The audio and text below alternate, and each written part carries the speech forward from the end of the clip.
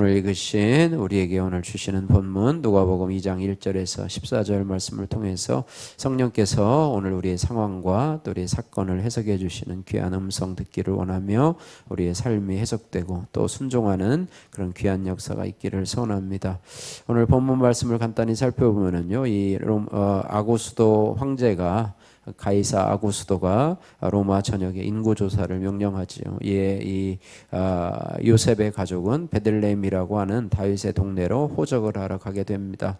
마리아는 그곳에서 예수님을 해산한 후에 아기를 구유에 누이고, 또 천사들은 양떼를 지키던 목자들에게 큰 기쁨의 좋은 소식을 전한다는 내용이 오늘 본문의 말씀입니다. 먼저 1절에서 2절 말씀에 이 호적을 명하는 그런 모습이 나오는데요. 이 가이사 아구스도는 로마 원로원으로부터 아우구스투스, 곧 존 엄한 자라고 하는 칭호를 받은 로마의 초대 황제입니다. 그래서 그가 호적을 명하는데요, 명령을 내려서 천하로 다 호적하라라고 효적을 내는데, 호적을 하라는 것은 뭐냐면 오늘날 얘기하면 인구조사 통계를 내라는 것과 똑같죠. 자기가 가서 고향에 가서 자기의 그것을 다시 확인하라는 것이죠. 그것은 그것을 통해서 세금을 걷기 위해서, 또 자신의 통치를 강화하기 위해서 하는 것입니다. 하나님은 세상 권력에 의한 질서조차 말씀을 성취하는데 사용하시는 하나님이시라, 이렇게 말씀을 하고 있습니다. 그래서 호정명령을 통해서도 하나님께서 이를 사용하여 주시고, 또 이를 통해서 순종하는 요셉의 가족을 통해서 이제 메시아 그리스도가 베들레헴에 태어날 수 있도록 이렇게 하죠. 베들레헴에 호적하러 갔는데 그 베들레헴에서 출산을 하게 되고, 예수님은 베들레헴에서 예언한 대로 베들레헴에서 태어나시는 그런 은혜의 역사가 있게 된다라고 하는 것이죠. 이처럼 하나님께서는 모든 것이 합력하여 선을 이루시고, 또 모든 것이 내 뜻대로가 아니라 하나님의 질서대로 운행하게 될 것이고, 우리나라도 지금 정치적으로 여러 가지 어려운 일을 겪고 있고, 또 많은 국민들이 걱정을 하며 또 염려를 하고 있지만, 이 모든 것이 다 하나님의 통치 질서 가운데 있음을 믿고 여러분들이 하나님 앞에 이 나라를 통치하고 지도하시는 그 하나님의 통치력에 대해서, 또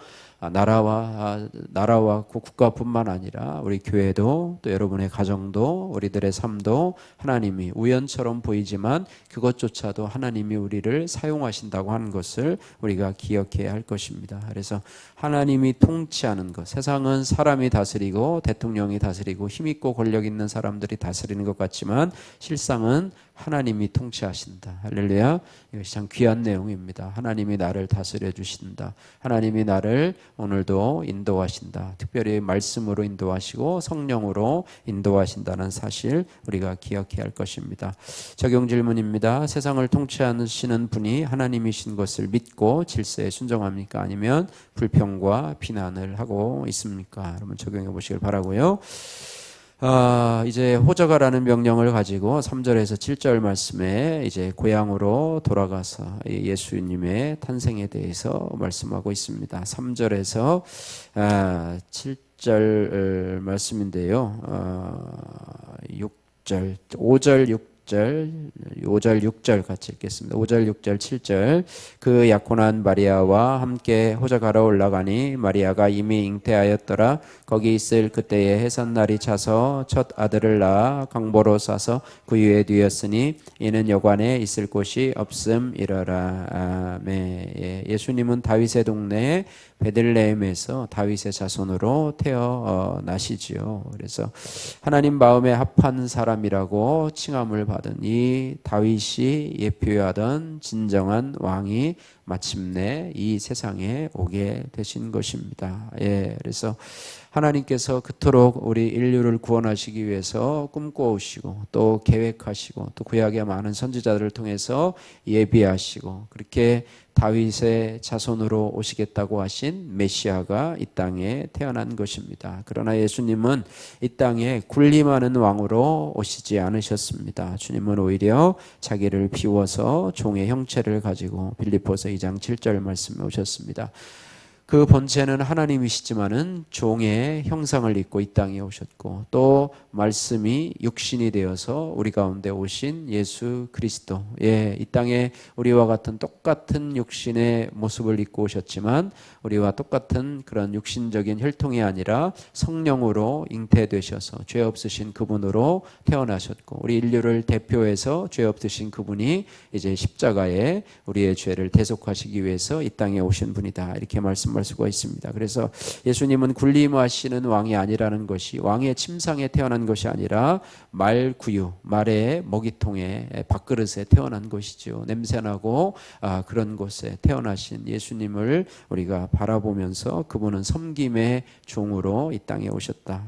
주님의 이 비우심과 스스로 낮아지심이 오늘 우리를 생명으로 채우고 거룩함으로 높이게 되는 그것이 되었다는 것입니다. 그래서 우리도 우리의 주변 사람들을 영혼을 구원하려고 할 때 우리도 예수님처럼 낮아짐으로 나를 비움으로 인해서 그들에게 생명이 채워질 수 있다. 말구유와 같이 그곳에 태어난다 하지만은 그런 어떤 겸손함과 또 낮아짐으로 그들을 섬길 때 그들에게 생명으로 채워지고 그들의 영혼이 주님 앞에 갈 수 있음을 기억하면서 늘 겸손한 마음으로 또 섬기는 마음으로 우리가 살아가시기를 주님의 이름으로 축복합니다. 자, 8절에서 14절 말씀에 이렇게 그냥 아기가 태어난 것은 별로 이야기거리가 되지 못하지만 하나님께서는 이 사실을 여러 사람들에게 알리시는 역할을 하는데 그 중간 역할을 하는 것이 바로 주의 사자, 천사라고 하는 것입니다. 그래서 천사는 예수님이 탄생하신 큰 기쁨의 좋은 소식을 밤에 양떼를 지키던 목자들에게 알린다고 하는 것입니다. 밤에 양떼를 지키던 목자들은 그냥 비참한 신분이죠. 오늘날로 얘기하면 그냥 야간 근무하고 또 야외 근무하고 이런 근무 환경도 좋지 않고 또 사회로부터도 그냥 무시당하는 그런 사람들에게 나타나셔서 메시아의 나심을 알려주고 있습니다. 목자는 당시 천한 신분으로 천대를 받았는데 예수님, 세상의 구주이신 예수님의 탄생은 빈부귀천을 가리지 않고 모든 사람에게 전해줘야 될 소식이라 이렇게 말씀하고 있습니다. 그래서 10절 말씀 같이 한번 읽겠습니다. 10절, 11절 천사가 이르되 무서워하지 말라. 보라, 내가 온 백성에게 미칠 큰 기쁨의 좋은 소식을 너희에게 전하노라. 오늘 다윗의 동네에 너희를 위하여 구주가 나셨으니 곧 그리스도 주시니라. 아멘. 그래서 그들에게 뭐라고 명령합니까? 12절에 너희가 가서 강보에 쌓여 구유에 뉘어 있는 아기를 보리니 이것이 너희에게 표적이라, 이렇게 말하고 있습니다. 그러면서 13절, 14절 같이 읽습니다. 후련히 수많은 천군이 그 천사와 함께 하나님을 찬송하여 이르되 지극히 높은 곳에서는 하나님께 영광이요 땅에서는 하나님이 기뻐하신 사람들 중에 평화로다 하니라. 아멘. 이런 모습을 밤에 밖에서의 양떼를 지키던 목자들이 이 소식을 듣고 나서 무서워하지 말고 가서 확인을 하라라고 했을 것입니다. 동방박사 셋이 그 별을 보고 예수님 베들레헴에 있는 구유를 찾아왔듯이 이 양치는 목자들도 아마 이 소식을 듣고 베들레헴에 찾아가서 그 구주의 탄생을 전하고 또 확인했을 것이라고 생각이 됩니다. 어쨌든 구주 예수 그리스도의 탄생은요, 그냥 일반 개인의 탄생이 아니라 인간의 탄생이 아니라 죄의 권세 가운데서 사단에게 매어서 사망에게 매어서 종로로 다는 온 인류에게 미칠 큰 기쁨의 좋은 소식이라 이렇게 말해요. 그래서 복음을 보통 굿뉴스라고 얘기하잖아요. 좋은 소식인데 좋은 소식일 뿐 아니라 큰 기쁨의 좋은 소식이라 이렇게 말하고 있습니다. 그런데 많은 사람들이 이것을 알지 못하고 아직도 사망과 죄의 권세 가운데서 종노릇하면서 살아가고 있습니다. 그래서 이런 것들을 우리가 큰 기쁨의 좋은 소식을 나는 신분이나 환경을 넘어서 우리가 전해야 될 상황이 있다. 내가 편하게 생각하는 사람도 있지만 정말로 내가 부러워하는 사람, 저 사람은 돈이 많고 권력도 많고 외모도 뛰어나고 걱정할 것이 없다. 하지만 복음의 눈으로 예수님의 눈으로 바라볼 때는 예수님이 없는 불쌍한 사람으로밖에 인식이 안 되기 때문에 우리도 전도할 때 저 사람은 될 것 같아, 이 사람은 안 될 것 같다, 이게 아니라 예수님이 빈부귀천을 막론하고 이 땅에 복음의 소식을 전하러 온 것처럼 우리도 누구든지 막론하고 내가 가리지 말고 천하든 또 뭐 존귀하든 간에 하나님 우리도 그들에게 복음을 전할 수 있는 큰 기쁨의 좋은 소식을 전할 수 있는 그런 자가 되게 하여 주옵소서. 기도하는 그런 은혜가 있기를 소원하고요. 진짜 가족이라고 하는 김경환님의 큐티인 간증입니다. 저희 부부는 내 아이 우리 아이가 있는 재혼 가정입니다. 현재 남편의 자녀들은 친엄마와 살고 저희는 제가 낳은 두 딸과 저희 남편 사이에 태어난 아들과 함께 살고 있습니다. 좀 복잡하죠? 그런데 어느 날 아들이 혈우병이라는 희귀 난치병 판정을 받았습니다. 저는 하늘이 무너져 내리는 것 같았고 남편은 이 일로 무기력에 빠져 결국 사업이 망하게 되었습니다. 그러다 아들이 초등학교에 입학할 무렵 누나들과 성이 다르니 헷갈릴 것 같아 딸들의 성을 남편의 성으로 바꾸었습니다. 하지만 딸들은 친양자 입양 소송을 하지 않아 아직 남편의 호적에 올리지 못했습니다. 그때 저는 성은 바꿔도 호적은 건드리지 않는 게 좋겠다는 남편의 말에 내심 서운했습니다. 계속된 고난으로 살 소망이 없던 저는 하나님의 인도하심으로 교회에 다니면서 큐티하기 시작했습니다.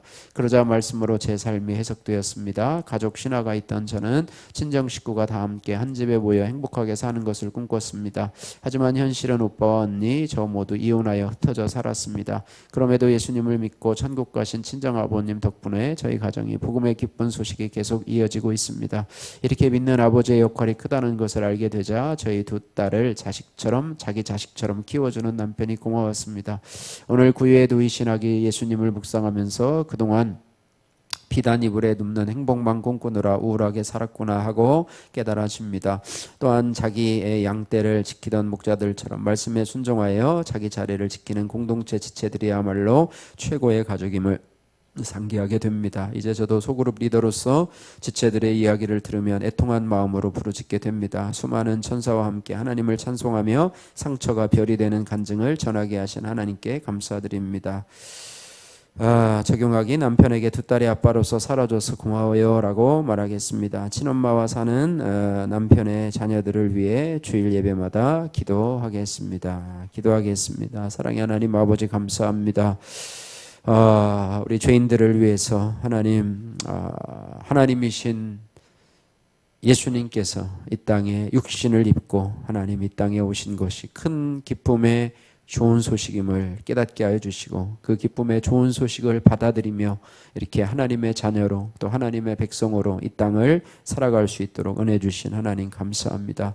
그 하나님의 통치와 다스림이 우리와 또 우리 가정과 우리 교회와 또 정치적으로 혼란한 이 나라와 민족 위에 하나님 전 세계 위에 함께하여 주셔서 이 모든 통치가 하나님의 아름다우신 뜻대로 이루어지게 하여 주시기를 간절히 기도하고 소원합니다. 하나님 밤에 양떼를 지키다가 기쁜 소식을 접한 목자들처럼 하나님 아버지 우리도 아버지 우리의 자리를 지키다가 하나님 우리에게 주어진 자리를 지키면서 주의 큰 기쁨의 좋은 소식을 전하는 자들이 될 수 있게 도와주시고 우리가 아버지 하나님이여 하나님 앞에 영광을 돌리는 아버지 하나님이여 삶을 살 수 있도록 주여 도와주시고 은혜 베풀어 주옵소서. 감사드리며 예수님 걸어가신 이름으로 기도드립니다. 아멘.